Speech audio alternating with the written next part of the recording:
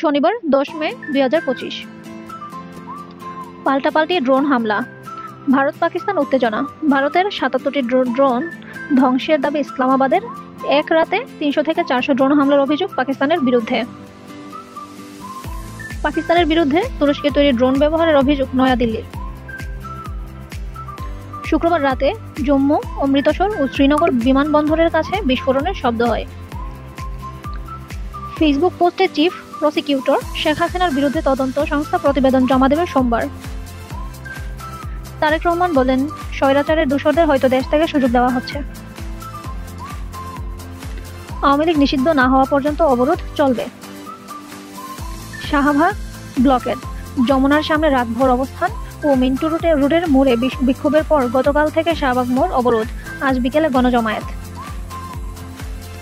3 দাবি, আওয়ামী লীগকে সন্ত্রাসী সংগঠন ঘোষণা করে নিষিদ্ধ করতে হবে।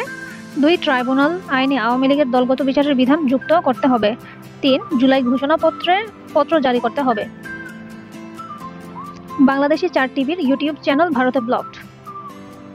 Jamuna TV, 71 TV, Bangla Vision আর মোহনা টিভি। বছরের শেষ নাগাদ নির্বাচন হলে তা গ্রহণযোগ্য হবে। মার্কিন প্রতিনিধি দলকে বিএনপি বলেন, বৈঠকে দেশের রাজনৈতিক পরিস্থিতি, অর্থনৈতিক অবস্থা, গণতন্ত্র পুনঃপ্রতিষ্ঠা, সংসদ নির্বাচন সহ নানা বিষয়। জাহিদুল হক পারভেজের হত্যা মামলায় টিনাকে 3 দিনের রিমান্ডে দেওয়া হলো। স্বাস্থ্য খাতের সংস্কারের কিছু প্রস্তাব অবাস্তব।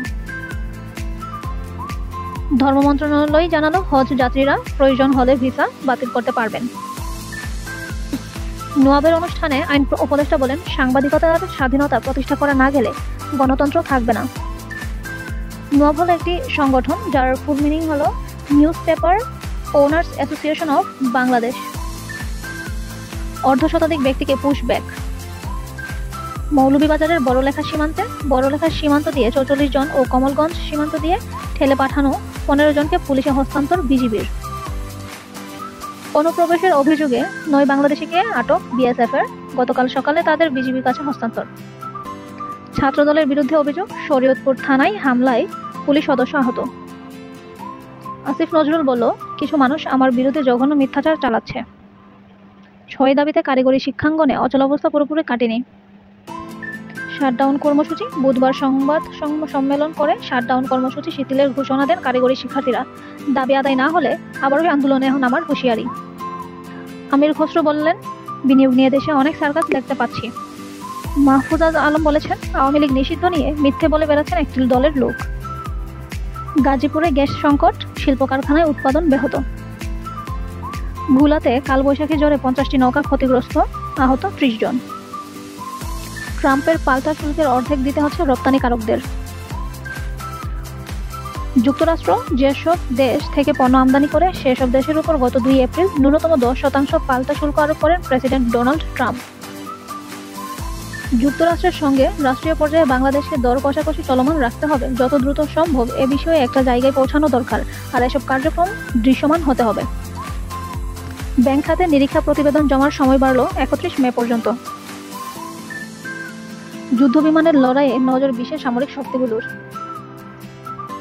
ভারত পাকিস্তান সংঘাত, চীনের তৈরি পাকিস্তানি যুদ্ধবিমান ভারতের অন্তত 2টি যুদ্ধবিমান ভূপাতিত করেছে বলে মার্কিন কর্মকর্তারা জানান। পাশে সমরাস্ত্রের মহড়া পুতিনের। রাশিয়ার বিজয় দিবস কুচকাওয়াজে আরও উপস্থিত ছিলেন ব্রাজিলের প্রেসিডেন্ট লুলা দা সিলভা সহ বিভিন্ন দেশের নেতারা। কুচকাওয়াজে অংশ নেন রাশিয়ার 11,500 সেনা সদস্য। কুচকাওয়াজে রাশিয়ার পাশাপাশি চীনের সেনারা অংশ নিয়েছিলেন। গাজায় ত্রাণ সরবরাহ ব্যবস্থা নিয়ন্ত্রণ নিতে চায় ইসরায়েল। প্রস্তাব মার্কিন রাষ্ট্রদূতের। প্রস্তাব অনুযায়ী যুক্তরাষ্ট্র গঠিত নতুন একটি ফাউন্ডেশন